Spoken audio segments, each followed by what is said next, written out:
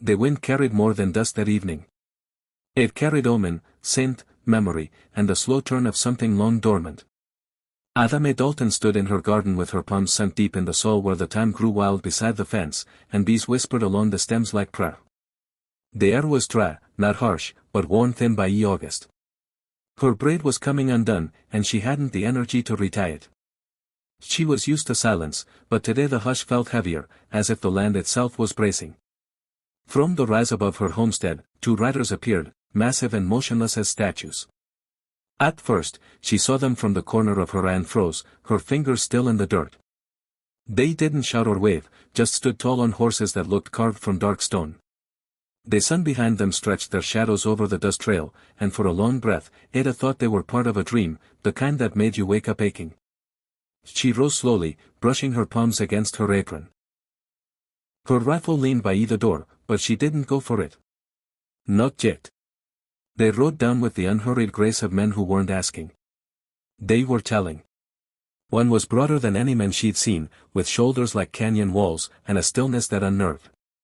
The other was younger, leaner, with sharp features and eyes that caught everything like a hawk watching the wheat sway. She stepped onto the porch before they could reach the fence. Her voice, when it came, was quiet, steady, and lined with the tired edge of a woman long and used to company. This land ain't for sale. The broad one didn't speak. A stopped his horse and nodded once. The younger one touched the brim of his hatless head and answered, "We ain't buying. Used need water and a place for the horses to rest. Won't they stay long?" She hesitated. Her boots felt nailed to the floorboards. She looked behind her as if someone else might answer, but there was no one. Just the hum of bees, the cluck of hens, the sagging bones of the house she kept alone for 6 years. "There's the trough," she finally said. "Shade under the willow." They dismounted as if honoring a rite. No dust kicked up, no stomping. Even the horses seemed polite. Narrowed her eyes as the big one untied his canteen and led his mount gently to the water. The younger man gave her a half smile, almost amused, and followed. She didn't ask names, didn't offer food, but something in the way the giant Apache paused before stepping onto the porch, removing his boots, dusting them off, then leaving them by the stairs made her chest flutter in a way she didn't like. It wasn't fear. It wasn't shame. It was unfamiliar. Instead, she set the kettle to boil just out of habit. She caught herself halfway through measuring tea and poured it back. No, these men weren't hers to feed or welcome. They take their water and go. But they didn't. Evening settled soft across the valley. The younger one, restless, curious, watched her fence line, inspecting the slats, nodding now and then. The big one sat beneath the tree like a boulder, unmoving, watching nothing. Or maybe everything. Ada gathered eggs, humming to herself. Her hands scattered around her skirt, and she noticed absurdly that she was wearing her clean apron. She hadn't meant to. It just happened. As she returned to the porch, a voice startled her. "You keep bees." The deep voice belonged to the broad man. His English was shaped by silence, simply, almost slow, but certain. She blinked, nodded once. "They mind their business if you mind yours."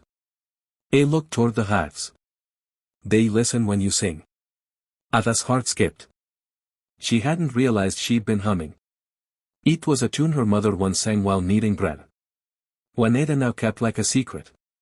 The younger one, now crouched by the coop, grinned. "That gate's about to snap. You could mend it if you like. Don'y plenty." She folded her arms. "Do you always ask this politely when showing up uninvited?" A laughed genuinely. "Would it work better if we didn't?" A smile threatened her lips, but she pressed it down. "Do what you like with the gate. Long as you don't touch my bees." A gave a playful salute and got to work, humming off key. That night, they built a small fire near the edge of the yard, far enough not to intrude, close enough to feel safe. Ada didn't join. She watched through her window. She saw Bear, the name came unbidden, but felt true, lift his face to the stars as though remembering someone. Lark, that would suit the younger, threw a twig into the fire and leaned back like the world owed him a tale. Ada went to bed with the image burned into her mind. Two strangers, one still as a rooted tree, the other a restless bird, and a quiet flicker of warmth between them. She hadn't heard laughter in her yard in years. The house creaked that night like it was learning how to breathe again. She lay on her side, back to the door, hand resting on the empty pillow beside her. There'd been no voices in this room since her husband died. No visitors save spiders and dreams. She wasn't afraid, but she wasn't at peace either. Something had shifted. The next morning came with orange light spilling over her porch and a smell she hadn't expected with smoke and fresh cut sage. When she stepped outside, Bear was splitting logs at the edge of the barn. Each swing slow and steady. Not violent, just necessary. Lark was crouched by the chicken gate again, twine in hand, lips moving to some story he was likely telling himself. Neither man looked at her when she stepped out, and that unsettled her more than if they had. She cleared her throat. You two always plan to linger like moss, or you moving on soon? Bear paused in his swing, wiped his brow, spoke without turning. Today's good for mending, and with that, Ada realized the worst thing of all. She didn't want them to leave, and that more than any gossip, any memory of rope, any year she'd spent building this quiet was the first thing that truly scared her. The days that followed passed like a slow creak through dry stone, quiet, necessary, and soft enough to forget how parched the land had been. Ada Dalton found herself waking earlier than usual, listening for the rhythm of boots on dirt, or the groan of the coop door. She told herself it was caution, but caution didn't explain why she braided her hair tighter or why she laid out the blue cotton dress she hadn't touched since the county fair 4 years ago. Bear never spoke unless he had to. He didn't ask questions, didn't offer opinions.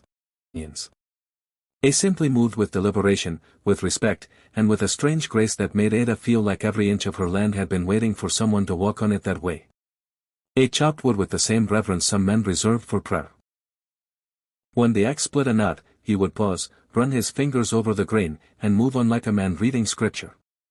Lark, on the other hand, filled the air like sun fills cracks in a cabin wall. Etal cative, teasing yet never unkind. He whistled while hammering the loose planks on her chicken pen, sang off key while scrubbing out her rainero, and told stories no one asked for. Sometimes Ada laughed despite herself. Other times she shut the door just to breathe. Still something in the stillness between them all began to settle. Like dust finding its place after a long ride. She would pass Bear by the porch and he would nod once as though acknowledging not her presence but her endurance. Lark brought her 3 eggs one morning in a tin cup. The fattest hands always like me best, he said with a grin. She arched an eyebrow. That's so. Can't blame them. Is shrugged. I speak hen. Ada didn't trust them. Not yet. But she found herself missing them during their rides to the creek or their long walks toward the hills. She noticed the way Bear scanned the horizon, how his eyes narrowed before storms, how he seemed to understand the land without needing to name it. She noticed, though, how Lark always stood between her and the road like a sentry pretending he wasn't one. The town, however, noticed more than just their presence. It began with a basket returned without a coin. Ada had sent preserves to the store by way of Silu's Bone, the boy who visited twice a month. When the basket returned, her jars were still inside, unopened. A note was folded neatly, find other trade. She stared at it for a long time, then threw it in the stove without a word. Later that week, she rode to town for feed. No one met her eyes. Bill Cafferty stood near the mercantile, arms crossed, her voice a little too loud when she said, "Some folks invite danger like they invite dust. Can't be surprised when it chokes the house." Ada didn't reply. She bought what she needed, paid in coin, and rode home slow, letting the weight settle.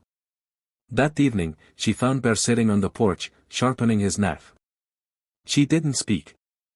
She just stood beside him, both of them watching the red strip of sky disappear behind the oaks. "You stay too long," she finally said, her voice low. "They'll start using my name again." He didn't look at her. Didn't flinch. Let them. It wasn't a defense. It was just fact. She sank onto the steps beside him. Her knees cracked like old hinges. "My husband died with rope around his neck," she said. "They said I helped him steal a horse. Truth is, I didn't help. I just didn't know what he was." Thought loving him meant standing beside him even when the rope came. Bear let the knife rest in his palm. You still stand. She turned her face toward the darkening field.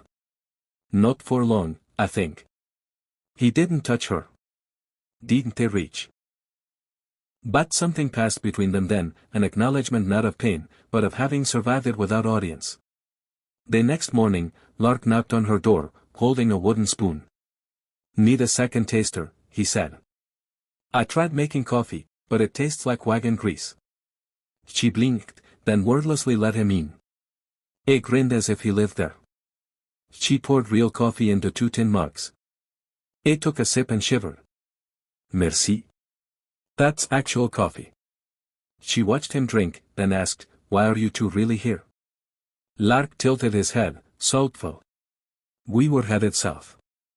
Then his horse turned. Bear doesn't go where he's not meant to. Ada considered that. And you? I go where there's music or trouble. Jube got both. She rolled her eyes, but her lips curved barely. After Lark left to check the coop, she returned to the porch and saw a bear had carved something into a strip of bark. She leaned closer. It was a symbol not in English. The curve of it felt like wind through branches. Bats it say? He looked up. Ada. Her throat caught. It's pretty. It means survivor, he said after a pause. It's what we call those who don't bow, not even to storms. She held the bark in her palm. It was smooth, warm from the sun. Somehow, it felt heavier than anything she'd carried in years. Later that week, Silas came again nervous, shifting from boot to boot. He handed her a sack of seeds. Mama said not to come. They're talking, saying, you've taken in. Well, Ada stood straighter. Sign I've taken in men who show respect, who work harder than the ones who shun me. Silas flashed. Didn't they mean no harm? She softened. I know, Silas. Tell your mother her jars are clean and she can keep them. He hesitated. Are they staying? I don't know, she said truthfully. But I'm not sending them away. After he left, she saw Bear standing in the barn's open door, arms crossed. He hadn't interrupted, but she knew he'd heard. That night, the 3 of them sat around a fire again. No words passed for a long while. Lark plucked a melody from a small flute he carried. Ada hummed under her breath. Bear stirred the coals. Ada looked at their shadows cast on the barn wall. How they leaned into one another. How nothing about it looked strange anymore? She asked, voice like ash and wind. What do you see when you look at me? Bear didn't blink. A house with a locked door, but light through the window. Lark grinned into his cup. I see someone who needs more than chickens and bees. She didn't smile, but she didn't look away either. The quiet that followed wasn't silence anymore. It was choice. It was presence. It was the space between strangers slowly becoming something else. And that whatever name it might grow into was the most dangerous thing of all. The sound of glass breaking wasn't loud. It didn't crash or shatter. It cracked a soft, sudden surrender, like something giving up quietly after holding on too long. Ada had dropped the jar by accident. Her hands, damp from rinsing herbs, had slipped. The honey spilled across the floor in thick amber threads, catching the light as it moved like sorrow too slow to stop. She didn't curse, didn't rush to clean it. She just stood there, hands still open, watching the ruin of her own work. It wasn't about the honey. It was never about the honey. The house, though still, held breath like a mourner. Outside, she heard the wind move through the wheat and the faint cluck of a hen, searching for a reason to complain. Inside, her chest tightened with something sharp and familiar. Not grief, not rage, just that hollow, echoing ache of a woman who'd gone too long without someone noticing she was tired. She sank to her knees, not quickly, not dramatically, just slowly, like surrender. The wooden floor pressed into her bones. She reached to gather the broken pieces, fingers trembling, not from fear, but from a sadness so old it had learned to disguise itself as calm. A shadow passed the doorway, and then a silence felt deeper than before. She didn't look up. Bear didn't knock. He didn't clear his throat or ask permission. He crouched beside her, a mountain folded down to her level, and took her hand without a word. She started to pull away, but he held gently. Not hard, not tight, just enough. Enough to be noticed. Teeny cuts lined her fingers, some already blooming red. He unwrapped a strip of cloth from his pocket, something worn and clean-smelling, and began binding her hand with the care of someone who had once lost something delicate and never wanted to again. Still, she didn't look at him. They said, I poisoned him, she murmured. That's what they told the priest after my husband died. Bear didn't respond. He died in front of me. Not from poison, from the life he chose. From lies, from other men who needed someone to blame. But they whispered it. Said I was unnatural, and I didn't cry loud enough. Bear's hands paused, then resumed. She could feel the weight of his listening more than any spoken comfort. He didn't poison him, she whispered. No, he said quietly. Those two words struck her harder than all the accusations ever had. She turned finally to meet his eyes. Dark, quiet, steady as the earth. He didn't pity her. Didn't they comfort her the way church women did with tight mouths and tighter arms? He just saw her. The ache, the anger, the brittle dignity, all of it. She half. Why did you stay? He thought for a long moment. Then said, because your land sings. She blinked. You walk it like you remember every hurt it held, he said. And still you keep planting things. She didn't know what to say, so she didn't. Later, she found the broken jar cleaned up. A small wooden bowl sat on the counter filled with honey Bear must have scraped from the floor. Next to it, a piece of bark with a line carved into it. Not letters, but a symbol curved like wind or river bend. She traced it with her bandaged finger. Ada, he had told her once, it means survivor. Outside, the sun cast long shadows over the porch. Lark returned from town with dust on his boots and a grin that didn't quite reach his eyes. They're talking louder now, he said. Ada poured him coffee. About what? He raised an eyebrow. You him? Me. Chickens mostly. How strange it all looks from the outside. Does it look strange to you? She asked. Lark leaned back. No stranger than a man talking to bees and a woman trusting ghosts. She smiled just faintly. He went quiet then added. Balcafferty said if Bear's still here by week's end, she's going to write to Marshall. Said, you're turning your home into a fort for heathens.